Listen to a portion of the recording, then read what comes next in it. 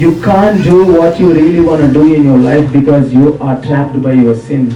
The sin which you did 5 years before, the sin which you did 10 years before, still dominates your perception of what your future can be. Something is disturbing, something is not letting you to move forward. Something is not letting you to show your identity. God is telling you today, come to me. Come to me. Come to me in your presence. Stop looking mirror to find who you are. Because what you see in the mirror is just a skin color. But what you see in the Bible, what you see in the mirror of Bible is your true identity. There is something special inside you. There is a gift inside you.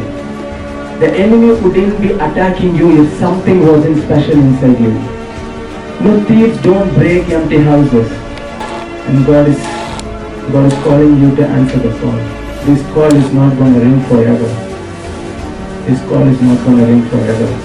Be careful with the people who you are associated with. Are they making you better? Are they putting you in a depression? Are they be a blessing to you or they be a burden to you? You know, the true friend is someone who makes all your problems disappear. Not the one who disappears when you face the problem. More time when you spend with these people, the less time you have to bring your gift out. So be careful with the people who you are associated with. Jesus is a true friend. The friend who sticks closer than the brother. He came down to lift you up from your past tense. He lift you up from your brokenness, from your despair, and He died for you, and He resurrected. He ascended, and He's sitting at the right hand of the throne, above all authorities, above all rules, above all powers, above all the ways of man, to show how much He loves you, and He's preparing a place for you.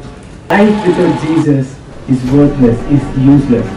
But if you start to live your life with Jesus, if you start to seek, find Him in this worldly world, in spite of all the situations, all the circumstances, all the trials and tribulations and the temptation, for sure you will be with Him in heavenly kingdom.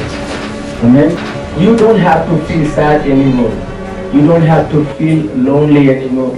You don't have to feel depressed anymore, because you are so precious to Jesus. And Jesus wants you in heaven with Him. He wants you in heaven with Him. He wants you in heaven with Him. Don't forget how precious you are, and don't let anyone tell you you are worthless. If you believe the rest of your life you are worthless, it is so hard for you to worship God who thought you are worth dying for. Second thing, your sin will not let you to show your identity. Maybe some of you here, you know who you are, but something is not letting you to show your identity. David was a king, David was a mighty warrior, David was a wonderful worshiper, a man after God's heart, but eventually he committed adultery with Bathsheba. And that sin literally made him to forget his identity and who he is in. Almost 2 years he didn't worship. He forgot the God who loved him. He forgot the God who anointed him as a king of Israel. And he was trying to hide his sin by marrying Bathsheba, but he couldn't able to hide his sin from God.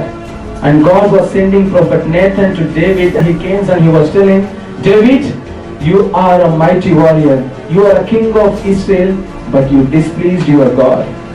You did what was evil in your God's eyes. Therefore, He will rise up evil against you, and He will take your wife before your eyes. That moment, David was realizing his sin. Just 6 verses, I have sinned against the Lord. The next verse, it was telling, God forgiven him, and God accepted him. When you confess, when you repent, when you return to God, when you are willing, God is willing to forgive you.